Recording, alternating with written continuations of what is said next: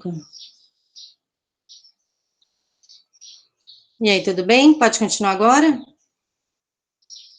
Ok, a gravação já começou, tá? Então, assim, aí eu vou projetar agora a apostila mesmo, e aí ela vai falar sobre o neoclassicismo e sobre o romantismo. Então, eu entendo que eu tenho a ciência no Renascimento, que eu tenho a razão, aí eu tenho a emoção do Barroco, que eu tenho esse resgate dos fiéis, tá? Que eu venho com teocentrismo, Idade Média, antropocentrismo, Renascimento. Aí eu volto um pouquinho com esse foco para Deus, né, que na verdade é o Barroco. Aí agora o neoclassicismo, vocês na verdade já devem imaginar, tá? Mas aí eu vou colocar aqui e a gente conversa um pouquinho mais, peraí. Deixa eu só permitir aqui mais um. Deixa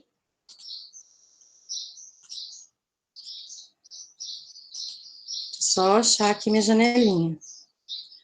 Cadê? Falaremos sobre o Barroco no Brasil? Sim, posso falar também antes de colocar.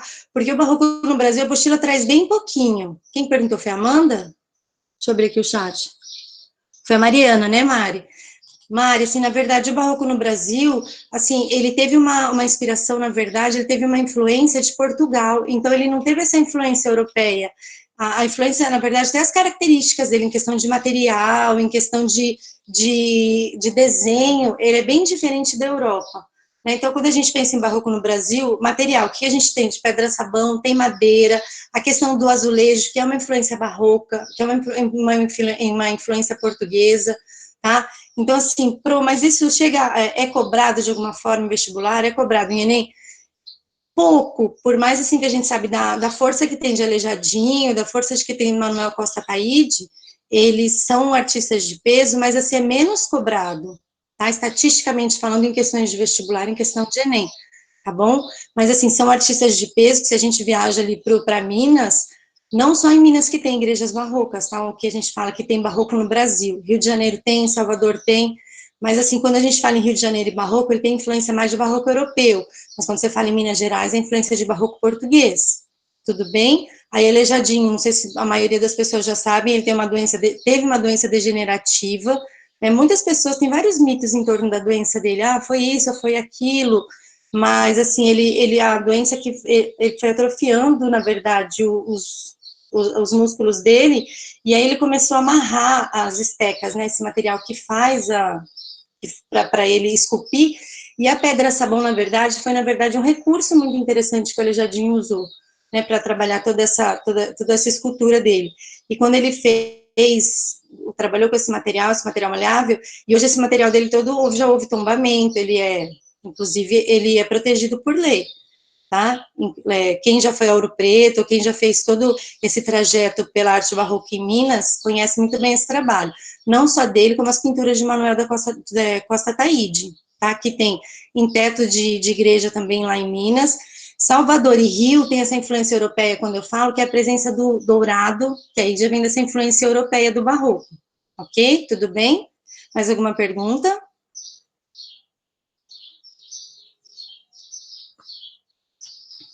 Sim, não? Vou tentar projetar aqui, tá? Cadê? Deixa eu ver o Luan. Então, foi o que eu falei, Luan. Assim, ela teve Europa, veio alguma coisa aqui para a América, mas teve essa influência mais portuguesa. Assim, outros continentes não teve tanta influência, tá, coração? Ela não teve tanta ramificação. Ela teve esse peso muito grande na Europa, aí depois, assim, por mais que foi um período da arte muito extenso de arte barroca, logo depois, quando a gente entra nesse neoclassicismo e romantismo, que a gente fala que foram movimentos paralelos, né, porque foi século XVIII e até esse finalzinho do século XIX, ele não teve uma ramificação muito grande, por mais que a gente fala assim, que ele, para outros continentes, não teve. É o que eu sempre falo para vocês, a história da arte é uma história, assim, quando a gente estuda um pouquinho, o foco dela é Europa, depois a gente fala um pouquinho pouco se fala de África e de outros continentes, assim, de arte oriental, arte africana, arte islâmica, por mais que a apostila de vocês, ela tem uma amplitude, né, ampliou um pouquinho esse olhar para ela, tá, mas a gente vai até abordar, eu comecei a folhear um pouquinho mais ela, assim, ela linka um pouquinho mais, tá? Vocês, assim, que estão saindo, é um resumão, mas para o pessoal que está entrando, ela linka com arte islâmica, ela linka com arte africana, é bem interessante, tá? Mais alguma pergunta? Não? Podemos falar de neoclassicismo? Eu só estou olhando aqui para espelhar, tá? Aqui. Ó, ontem eu consegui espelhar de boa. Vamos ver se vai. Não, não é essa. Espera aí que eu vou fazer.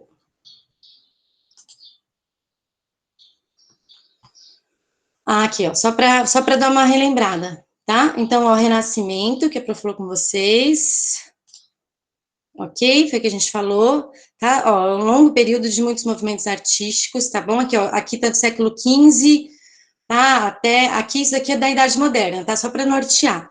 Ó, que ele vai do século XV até século XVIII, tá bom?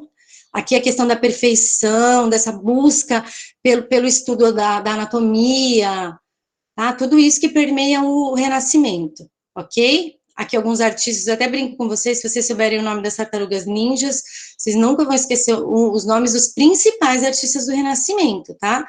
Por mais que tenham outros, assim, de grande peso. Aí aqui o Barroco, né, um pouquinho do Barroco, ó, que ele fala aqui do finalzinho, do século XVII aqui, que vai até o final do século, tá, do final do século XVII até o início do século XVI, aqui que fala, não, no início do século XVI, século XVII, tá? Aqui alguns artistas, ó, Caravaggio, Rubens, Velázquez, Rembrandt, lembrando dessa questão da dramaticidade, da pintura em Professora, diagonal, tá? para Que é mim o o que eu slide falo. está parecendo do expressionismo.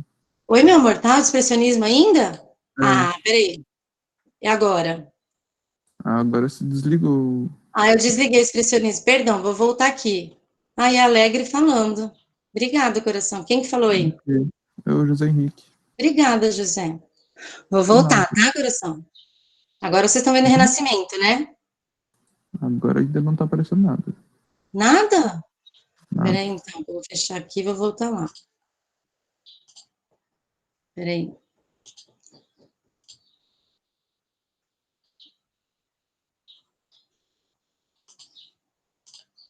E aí? José, tá aparecendo? Agora está no Renascimento. Isso, agora foi. Beleza. Pronto. Então, vamos lá. Galerinha, voltando, tá? Idade Moderna, o Renascimento, só para renovar, só para relembrar. Olha, renovar é ótimo, ali, renovação ali, tá?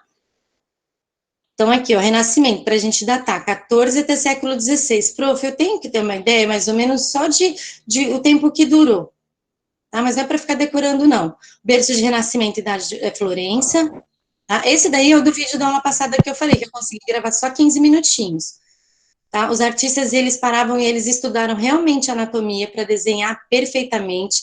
Quando a gente pensa em Renascimento, é razão. Os principais artistas foi o que eu falei, das tartarugas ninjas. Barroco, pintura em diagonal, dramaticidade, essa busca incessante do drama, da emoção, tá? O Barroco era o contrário do pensamento racional do Renascimento, a emoção prevalecia. Então, quando eu penso em Barroco, eu penso em emoção, ok? Ó, contorções exageradas do corpo, expressões faciais exageradas, né? Então, não esqueça desses detalhes, tá? Que a Pro fala. E agora a gente vai falar de neoclassicismo. Ah, foi o que eu falei, eu já vou falar de dois, neoclassicismo e romantismo. Então, se eu penso Renascimento, razão, Barroco, Professora, emoção. Oi, meu amor. quando você fala de neoclassicismo, é a mesma coisa que arcadismo? De? Arcadismo. Tá na Arcadismo. mesma data, amor? É porque quando a gente fala em literatura, eu só queria saber mais ou menos a data próxima, porque às vezes os movimentos, se tiver mais ou menos no período histórico, ele é próximo, porque às vezes as Então, características. é Oi? porque, tipo, eu tava vendo e eu achei neoclassicismo como arcadismo. Aí eu queria saber se é a mesma coisa. Eu vou confirmar para você e já respondo, tá? Quem está falando? Eu, Reis. Tá, Reis, tá? E a Pro já fala para Tá você, tá, bom, meu amor? tá bom. Tá, para não Obrigada. falar besteira, tá? De nada, você tá com sono, Chuchu? Ai, eu tô com muito sono. Tá, vamos voltar lá, tá bom? Ó, então, a data aqui, tá? Século XVII e XVIII, como que eu falei, do neoclassicismo e romancismo, as datas são as mesmas, que foram movimentos, assim, bem próximos, tá? o surgimento e o fim de um movimento foi considerado, assim como o Renascimento, o período classicista. Quando eu falo do período classicista, eles se remete a que influência? Lembra do que eu sempre falo para vocês? Antiguidade clássica, Grécia e Roma. E quando eu falo que tem influência de Grécia e Roma, ele tem influência, é razão. Vocês viram que ele permeia entre razão e emoção, razão e emoção. Então, automaticamente eu penso, neoclassicismo, razão, romantismo e emoção. O próprio nome já leva tudo isso, tá? Teve seu ponto de desenvolvimento máximo na França, onde os artistas eram extremamente contrários ao que? A exuberância e excessos do barroco. Ele construiu uma filosofia com base no equilíbrio da razão e na proporção. Olha, pensamento matemático, assim como na supremacia da técnica e do projeto. Tá? Os artistas neoclassicistas prezavam o desenho, a cor era secundária, então, quer dizer, tinha que ter a perfeição, tinha que ter, e isso daí nos remete, né, ao Renascimento, a esse estudo desse desenho, a desenvolvimento, inclusive, de técnicas da perspectiva, do claro escuro, só que aqui no neoclassicismo a cor era secundária, eu não preciso me preocupar com a cor, o meu desenho estando perfeito, ok. Tá? Inclusive, eu quero que vocês prestem atenção ao seguinte, no neoclassicismo foi nesse período que houve o nascimento das academias de belas artes, por isso o termo de academicismo na arte. Então, o que é o academicismo na arte? É quando houve a inserção de regras e conceitos, tá? As academias de belas artes foram criadas. Então, aqui, ó, são escolas, tá? Para a formação de artistas, nas quais as regras eram passadas de forma metódica. Ok? Por mais que houve desenvolvimento de técnica e criação de técnica no Renascimento, foi aqui no neoclassicismo, foi nesse período, tá? Entre o século XVIII e século XIX, que foram criadas essas academias. Por isso que a gente fala assim, esses academicistas, por isso que vários movimentos um pouquinho ali na frente, que a gente fala movimento de vanguarda, quebra com os academicistas, eram quebra com esses artistas que viviam presos a essas regras metódicas, né, de desenho e de pintura. Ok? Vocês entenderam? O neoclassicismo visava ao resgate do espírito heróico, né, imponente dos períodos da Grécia e da Roma Antiga, foi o que eu falei, essa influência, tá? Peraí que aprofundar um pouquinho mais, ó. Foi na França que a linguagem da pintura teve seu esplendor no período neoclassicista, em meio que a Revolução Francesa, a ideia da moral e da ética se evidenciava na produção neoclassicista. A noção de justiça e de patriotismo se manifestou a partir de uma renovação estética, com base no período clássico. O pintor de maior expressão foi o pintor dessa pinturinha aqui, tá? Que é o Jacques-Louis David, que ele pintou a morte de Marat. Ele era o pintor oficial da corte. Então, o que ele pintava? Ele pintava de acordo, ele queria, na verdade, enaltecer quem fazia parte da corte napoleônica.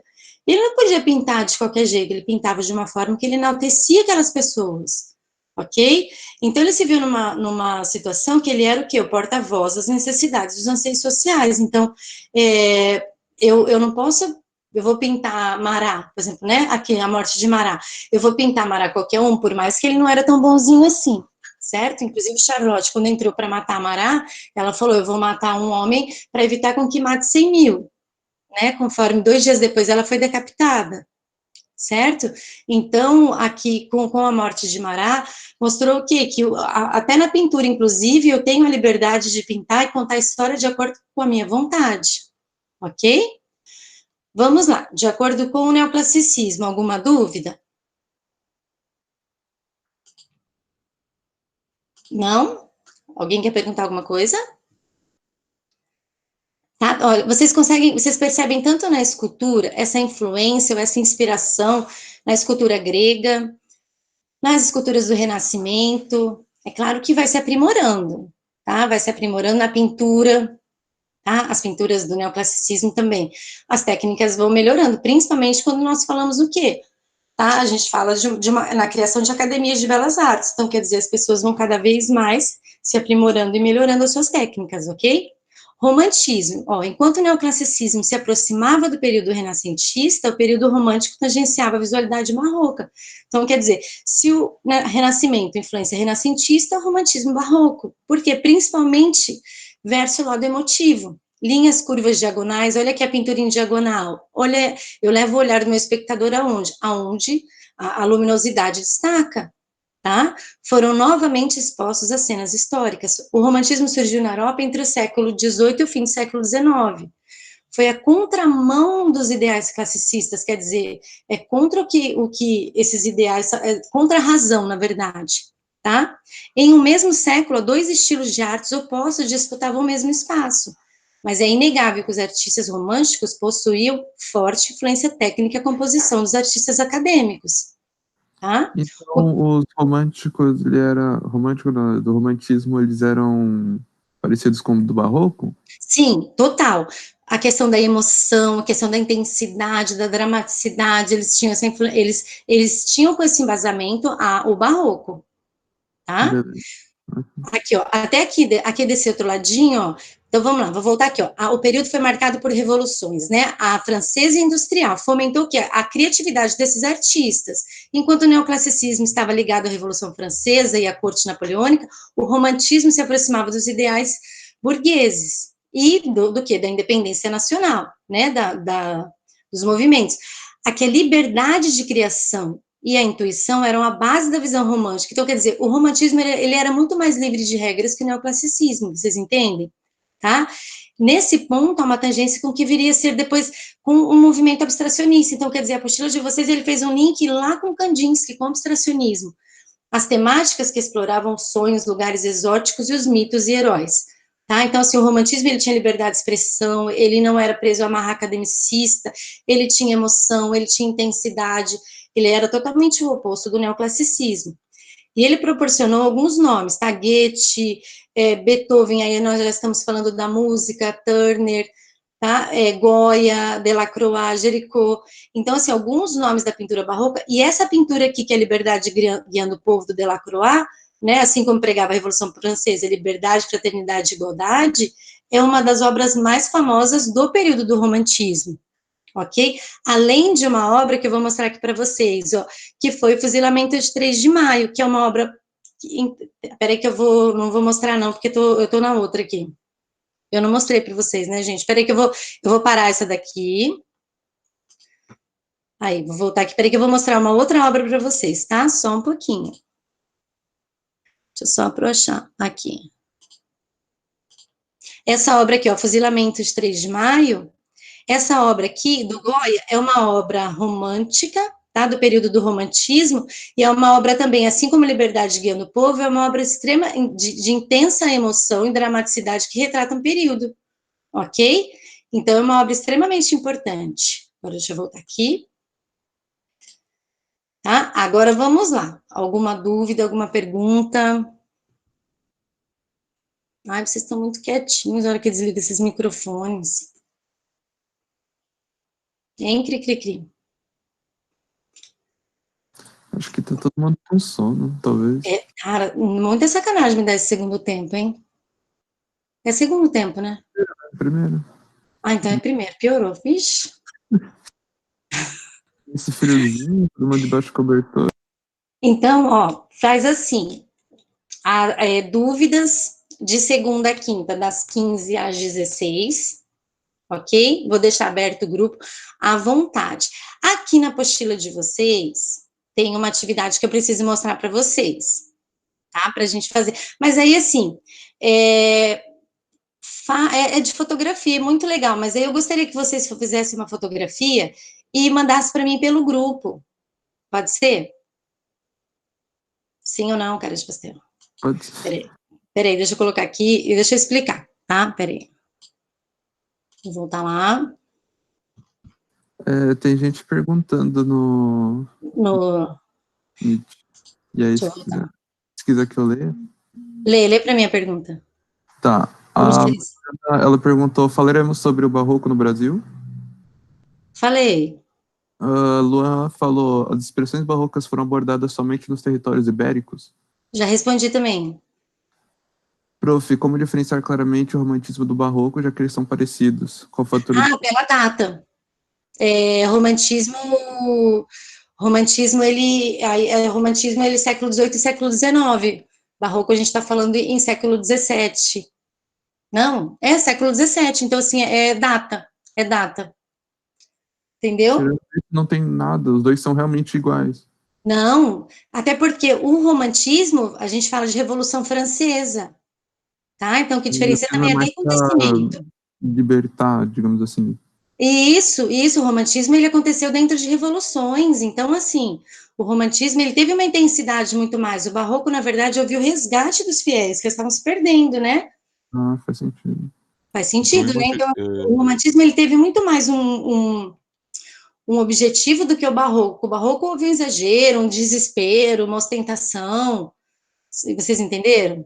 Do que Aham. o próprio romantismo. Tá? Então, assim, você tem a data, até... Ah, mas eu preciso saber nome de artista? Não, você entender que Goya, Delacroix, Goethe, são nomes, assim, importantes do movimento romântico. Eles são... E não são movimentos idênticos, são movimentos próximos e são movimentos que têm a emoção como norte, diferente do Renascimento e do Neoclassicismo, que são movimentos que têm a razão. Certo. Ok? Ok. Tudo bem? Pergunta aí, Vocês Caio. estão vendo a apostila de vocês? Não, acho que já foi respondido aí no meio, tá bom. Já, queridos? Sim, obrigado.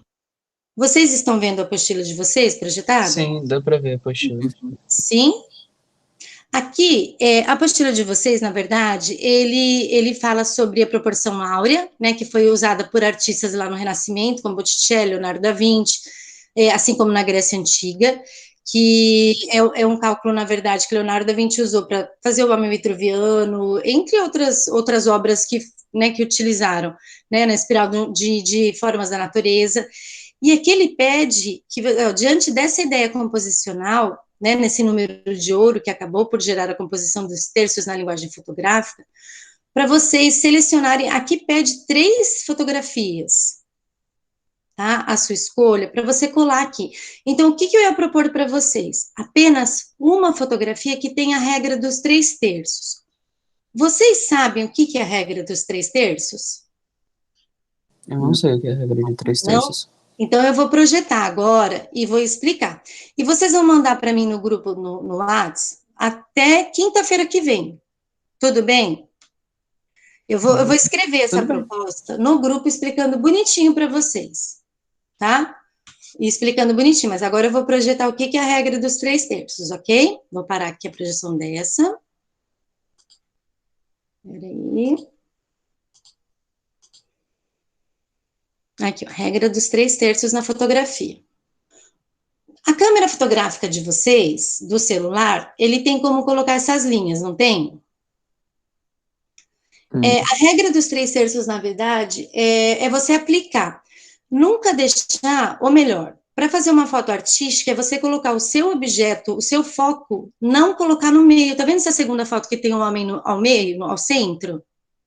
O ideal é que ele não fique ao centro. Por exemplo, essa primeira foto é uma foto artística, é uma foto onde a gente trabalha a proporção áurea. Essa terceira foto, você trabalhou a proporção áurea. Essa quarta foto, vocês conseguem ver a mãozinha projetando? Sim. Tá. Essa quarta foto tem a proporção áurea. Essa aqui, a única que não tem, assim, por que não tem? Porque o foco está no centro, só por isso, tá? Se ele tivesse em uma das laterais, ele estaria, aqui sim estaria aplicada a proporção áurea, que seria a ideia do espiral, ou melhor, do retângulo, tá? Então, vocês vão pensar, fazer uma fotografia onde o seu foco não fique no centro. Pode ser de uma figura humana, pode ser de uma planta, pode ser a fotografia que vocês quiserem, tá? E o seu Pegar uma objeto... samambaia aqui da minha casa e fazer isso aí. Pode ser. Pode ser de um tênis, pode ser do computador, pode ser de uma xícara, pode ser do que quiser, mas não deixe... Ó, aí você tem que dividir o seu cenário em 3 partes. Tá? Pega essa inspiração, assim, eu escrevi aqui, ó, regra dos 3 terços na fotografia, vocês viram aqui na busca do Google? Simples, tá? É só isso daqui, olha aqui, ó, tá vendo? É aplicar essa regrinha. No celular de vocês, tem como colocar essa opção para sua tela. A minha tela do meu celular, ela já fica assim o tempo todo, tá? Você já coloca. É uma fotografia apenas. Tá? Eu vou fazer uma descrição da atividade no grupo. Tudo bem? Alguma dúvida? Beleza. Tá? Vou voltar aqui. Então, ó, porque a apostila pede 3 fotos, eu achei um pouquinho exagerado. Tá? A Pro vai pedir uma foto só, vou colocar no grupo, e aí vocês têm uma semana inteira só para postar uma foto. Tá? Porque senão é muita atividade para vocês. Eu tô vendo que vocês estão bastante sobrecarregados, não é muita coisa. tá? Deixa eu ver se tem Olha que mais delícia, alguma... amanhã tem prova o dia inteiro. Jura? São umas 180 questões por aí. Meu Deus do céu. Já na da tarde. Então, a fotografia é mais para dar uma relaxada, tá? Deixa eu ver como aqui, claramente aqui eu já respondi, tá? Queridos, mais alguma dúvida, mais alguma pergunta? Prof, qual que foi a obra que o... Cara, acho que era o Leonardo, que ele errou na conta. Não lembro qual que era o nome. Ah, a última ceia. Ah. Ele errou, na verdade, no cálculo do óleo na hora de fazer a queima para secar. A última ceia está se deteriorando, a obra não tem. O pessoal não tem como. Na verdade, eles conseguiram parar com que ela se deteriore, mas eles não conseguem retroceder, entendeu? Sim, prof, muito obrigado. Tá bom? Oi, Lari, chegou agora, Chuchu, tá acabando. Por que eles não conseguem retroceder a obra? Então, porque na verdade foi um erro de cálculo do Leonardo da Vinci. Ele era um exímio cientista, na verdade. E aí ele colocou muito óleo, na verdade, na hora de secar. E a partir do momento, por exemplo, se os restauradores de obra de arte refizer essa pintura, deixa de ser do Leonardo, ok? Então eles não querem mexer. Hoje ele está num espaço escuro, sem incidência da luz natural. Para você visualizar essa obra, você tem que... são poucas pessoas que entram, fotografia com flash, nem pensar. Então, assim, não tem como, eles pararam essa parte, ela não estraga mais, mas assim, não tem mais como refazer a pintura, tá? Então, assim, foi um erro de cálculo do Leonardo, a quantidade de óleo, e aí, porque ele fazia uma queima para secagem, né, ele colocou óleo demais, entendeu? Foi isso. Mais alguma?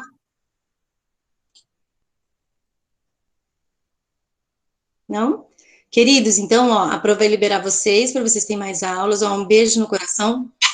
Dúvidas, qualquer coisa, manda no WhatsApp, tá? Prova abrir das 15 às 16 e eu vou descrever para vocês certinho a atividade no grupo, tá? Um beijo, tô morrendo de saudade de vocês, fiquem com Deus, tá bom? Beijo, beijo.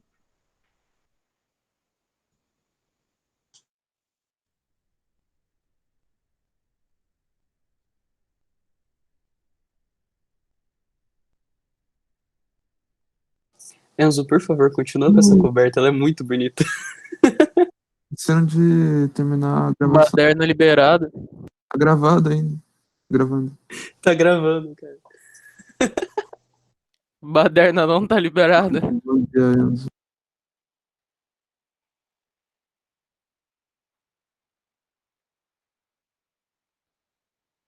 E aí, vai deixar gravando?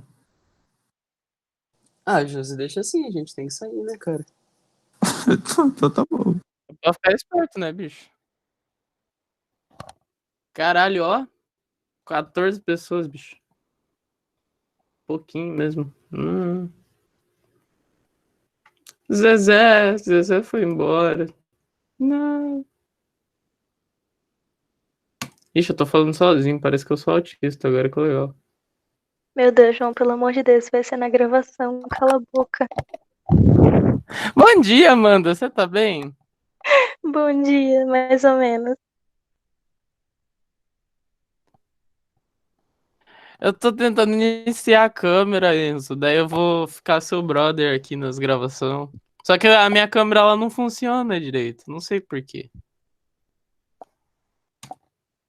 Eu acho que vai ficar a gravação pra sempre, então. É isso, boa noite, gente, até mais. João, rapidinho, Tchau, sabe uma coisa que eu parei pra falou. pensar? Cara, eu fico Fala. pensando, os malucos, eles vão lá pegar aula de artes depois, aí tem gente falando isso aqui. Não, eu acho que, tipo, normalmente depois as pessoas ignoram, é que nem, tipo, nas aulas gravadas na escola, quando eles acabam e eles não terminam a gravação, daí fica o professor, tipo, no quadro fazendo nada. Ai, Tipo, vai ficar desse jeito. Meu Deus, cara. Ó, o Fábio ainda tá aqui, salve, Fabinho. Salve pra todo mundo aí, velho.